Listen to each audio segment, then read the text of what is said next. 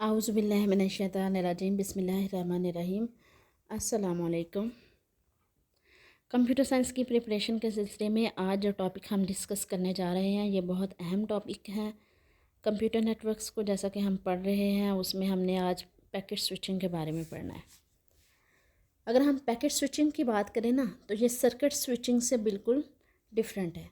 Circuit switching में क्या होता है कि एक बार कनेक्शन इस्टेब्लिश हो जाता है, सर्किट बन जाता है, तो फिर उसके बाद डाटा जो है वो कंटिन्यूसली फ़्लो होता रहता है। जैसे आप अपने किसी दोस्त को फ़ोन करते हैं तो जब फ़ोन लग जाता है उसके बाद जो है आप जितनी देर मर्ज़ी बात करते रहे। इवन कि अगर आप बात नहीं कर रहे, आप वैसे फ़ोन रख रहे हैं, मतलब साइड पे आपने रखा हुआ है, तो भी वो रिसोर्सेज आपके रिज़र्व हो गए हैं और कनेक्शन आपका अभी भी क्या है, डेडिकेटेड कनेक्शन है।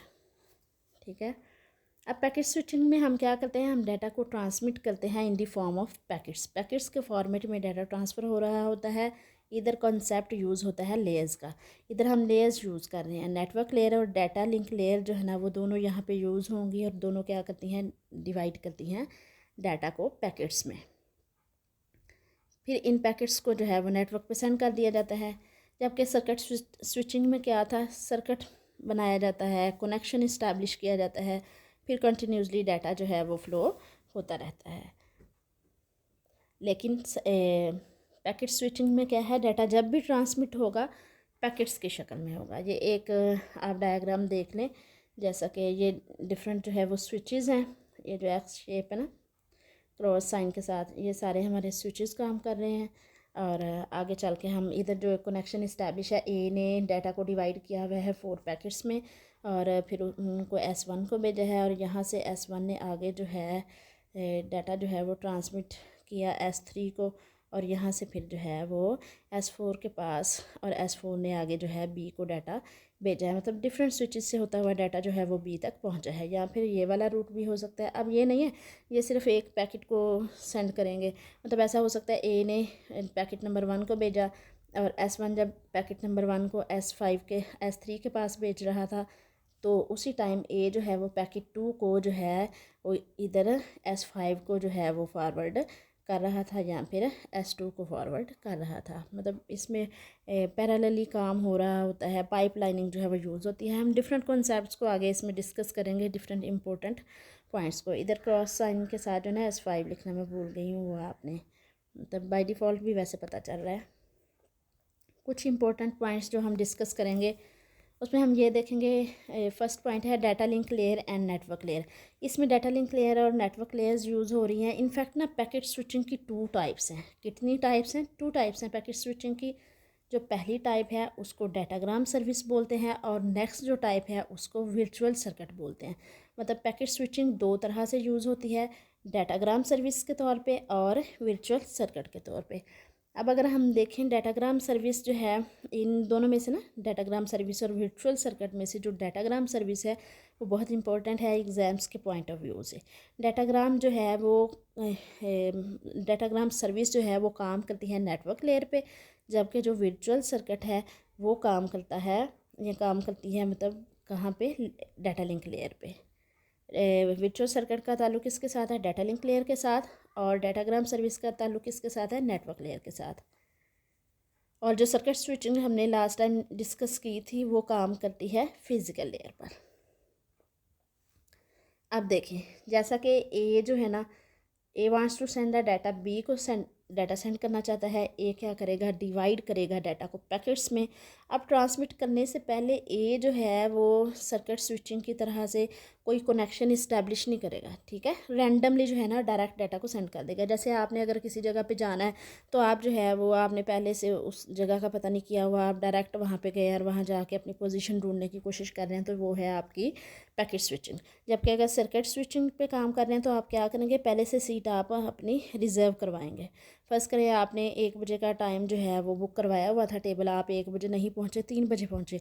अब 1 से 3 का जो टाइम था आपके रिसोर्सेज जो है वो रिज़र्व रहे, किसी ने यूज़ भी नहीं किए। रिसोर्सेज का मतलब वेस्ट होता है ना इसमें सर्किट स्विचिंग में, ठीक है। और लेकिन पैकेट स्विचिंग में पहले से कोई भी कनेक्शन इस्टेब्लिश नहीं होता। सिंपली ये डिवाइड करेगा डाटा पैकेट्स को और उनको सेंड कर देगा S1 को, ठीक है। और अब S1 स्टोर करेगा इनको अपने बफर में।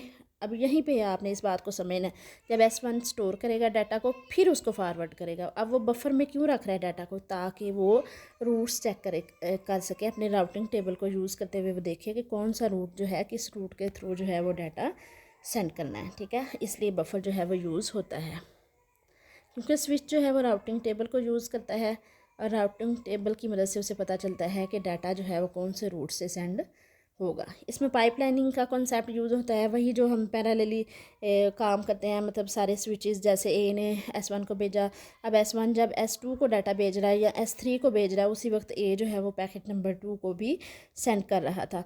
तो साथ साथ जो है रैंडमली काम हो रहा है, पैरेलली काम हो रहा है। ऐसा नहीं है कि पहले ए जो है वो उसने जो पैकेट भेजा है वो पहले बी तक पहुंचेगा फिर उसके बाद पैकेट नंबर 2 पहुंचेगा, ऐसा नहीं है, ठीक है। जैसे जैसे पैकेट्स फॉरवर्ड होते जाएंगे ए जो है वो नेक्स्ट पैकेट को फॉरवर्ड करता जाएगा, ठीक है। इस कॉन्सेप्ट को बोलते हैं पाइपलाइनिंग। और इसी कॉन्सेप्ट की वजह से ऊपर जो हमने पढ़ा है ना, स्टोर एंड फॉरवर्ड की वजह से नेक्स्ट जो पॉइंट है हमारे पास पाइपलाइनिंग का यही है, ठीक है।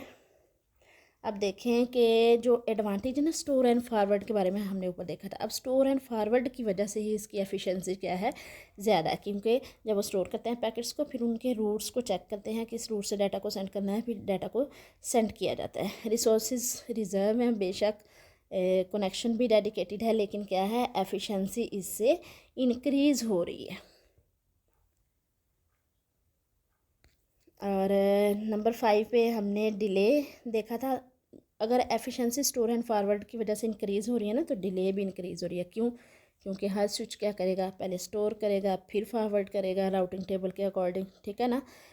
दो केस में बहुत कम टाइम लगता है, लेकिन अगर ज़्यादा स्विचेस दरमियान में आ रहे हैं, डाटा ट्रांसमिट हो रहा है, तो दरमियान में ज़्यादा स्विचेस यूज़ हुए हैं, तो ज़ाहिर सी बात है हर स्विच स्टोर करेगा फॉरवर्ड करेगा, स्टोर करेगा फॉरवर्ड करेगा, तो इस तरह से ट्रांसमिशन टाइम जो है वो इसमें बढ़ जाता है।